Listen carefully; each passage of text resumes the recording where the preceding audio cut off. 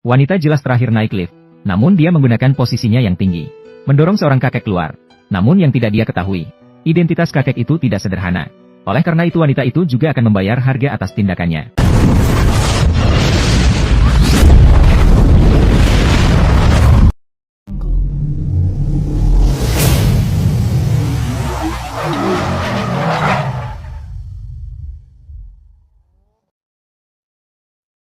Kamu yang membuatnya kelebihan beban saat masuk. Kalau keluar juga kamu yang keluar. Kamu itu apa?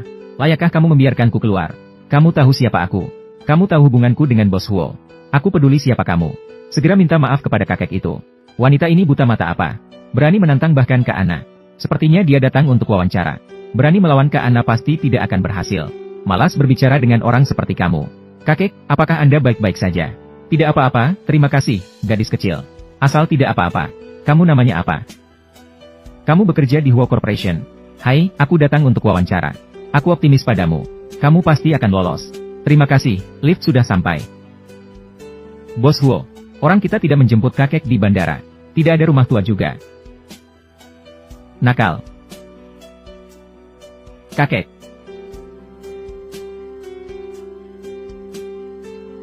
Kakek, tubuh Anda belum sembuh. Bagaimana bisa diam-diam pulang ke negara ini? Kamu masih berani bicara. Sudah setahun ini. Mengapa kamu tidak membawa menantu perempuanmu untuk bertemu denganku? Apakah kamu sebenarnya tidak menikah sama sekali? Bukankah aku sudah menunjukkan surat nikah ini padamu? Kamu hanya menunjukkan sampulnya padaku. Kamu pikir kakekmu bodoh? Aku tidak peduli, aku ingin bertemu menantu perempuanku. Jika aku tidak bisa bertemu menantu perempuanku, aku tidak akan hidup lagi. Baiklah.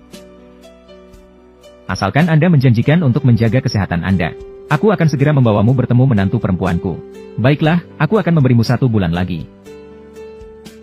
Oh ya, hari ini di perusahaan kalian, ada seorang gadis bernama Song Shin yang datang untuk wawancara. Kamu harus mempekerjakannya. Kakek, perusahaan kita merekrut berdasarkan kemampuan. Semua orang yang datang untuk wawancara pasti memiliki kemampuan. Kemampuan pasti dimilikinya. Gadis bernama Song Shin yang itu, cantik di luar, baik di dalam. Saya suka dia. Baiklah, aku akan memanggilnya masuk. Ayo pergi, kakek. Aku akan mengantarmu pulang untuk istirahat, tidak perlu. Aku akan kembali sendiri. Siapa Song Shineng? Tidak tahu apakah bisa bertemu dengan Bos Huo. Bagaimana mungkin Bos Huo datang untuk wawancara? Kita sebagai peran kecil seperti ini. Jika bisa masuk ke bagian sekretaris, itu bagus. Siapa tahu masih ada kesempatan untuk berinteraksi langsung dengan Bos Huo. Siapa Song Shineng? Oh, aku datang untuk wawancara. Tidak disangka gadis itu baru saja dipanggil untuk wawancara di kantor. Hasilnya, wawancara. Ternyata adalah gadis licik yang baru saja di lift. Gadis licik sama sekali tidak ingin berbicara dengan gadis itu. Bahkan tidak melihat CV gadis itu. Langsung menyuruhnya untuk pergi. Kamu bisa pergi sekarang. Mengapa kamu belum melihat CV saya? Tidak perlu melihat CV-mu. Orang seperti kamu tidak pantas masuk ke perusahaan. Bawa CV-mu dan pergi.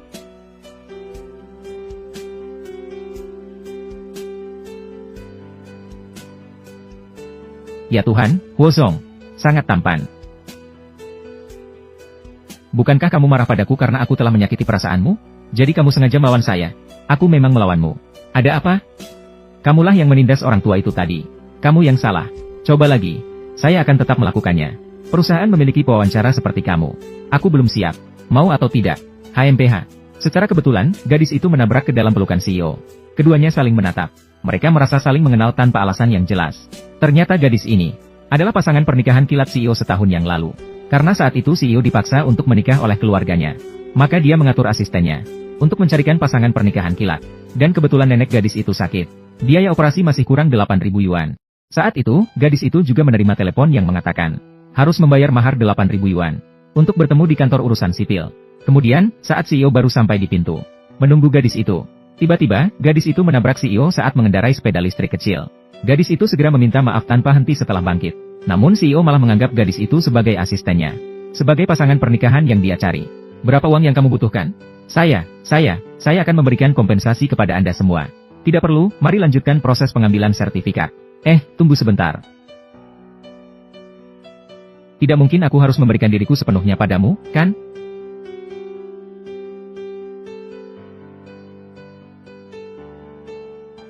Akulah yang membawa sertifikat itu bersamamu. Jadi kamu. Baiklah, mari kita masuk sekarang.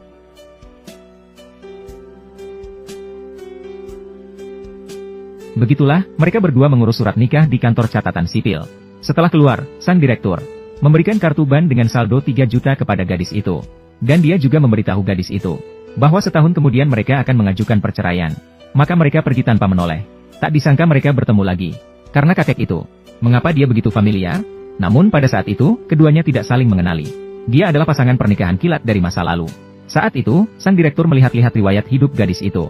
Awalnya ingin menempatkannya di departemen desain. Namun, wanita licik itu menghalangi rencananya. Bahkan mengatakan bahwa departemen desain sudah penuh. Mendengar hal itu, sang direktur. Namun dia tidak bisa mengusir gadis itu melawan keinginan kakeknya. Maka dia menawarkan gadis itu untuk menjadi asisten pribadinya. Wanita licik itu merasa tidak puas setelah mendengarnya. Kamu tunggu saja.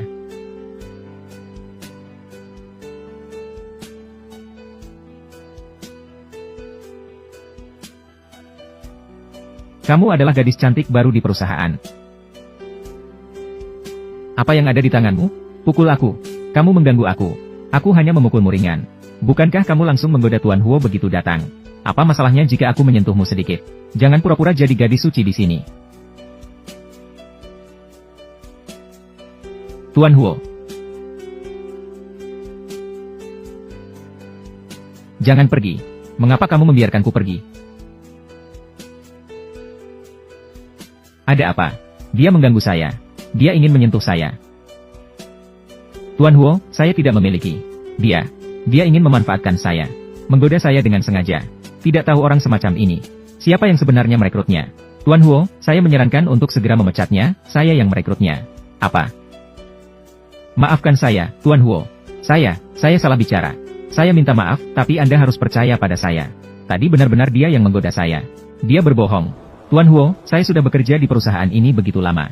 Selalu bekerja dengan tekun. Anda harus percaya pada saya. Kamu bisa pergi. Dengar tidak? Belum pergi juga. Bukan, jelas-jelas dia yang mengganggu saya. Mengapa harus memecat saya? Saya bilang itu dia. Bukan kamu. Bodoh. Hai, Bos Huo. Saya tahu saya salah, Bos Huo. Ibuku berusia 80 tahun. Dan saya memiliki anak yang belum lahir. 20.180. Kita semua akan menderita jika Anda memecat saya. Bos Huo, saya mohon padamu. Berikan saya kesempatan lagi, Bos. Bos Huo. Terima kasih, Bos Huo. 20.180. Apakah saya pernah bertemu dengannya sebelumnya? Zhang Ning, Bos Huo. Bawa sertifikat pernikahan saya. Baiklah. Oh ya, siapa nama calon pasangan yang Anda temukan untuk saya setahun yang lalu? Yo Xiaoyan. Kamu yakin, benar-benar yakin? Sepertinya saya salah ingat. Lagu bersinar. Saya akan memberikan Anda beberapa dokumen terlebih dahulu. Silakan pelajari dengan baik.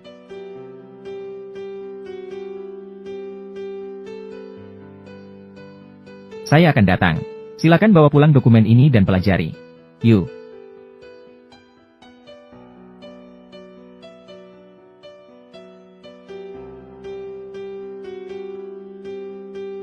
Maaf, Bos Huo.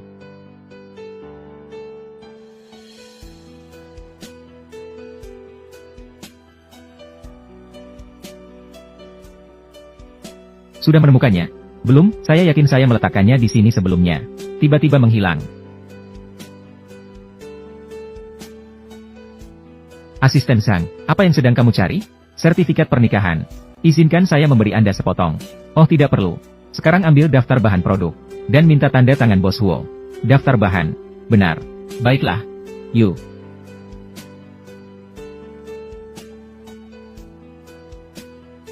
Ini baik.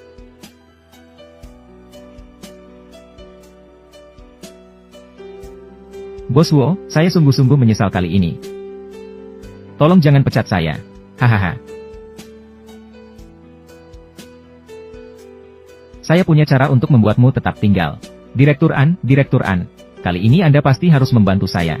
Saya tidak ingin diusir dari keluarga Huo. Saya bisa bantu Anda. Tapi Anda harus membantu saya melakukan satu hal. Ada apa? Biarkan lagu bersinar. Keluar dari keluarga Huo. Biarkan puisi Song meresap. Karena dia, saya dipecat oleh Tuan Huo. Jangan khawatir, kali ini saya pasti akan mengusirnya.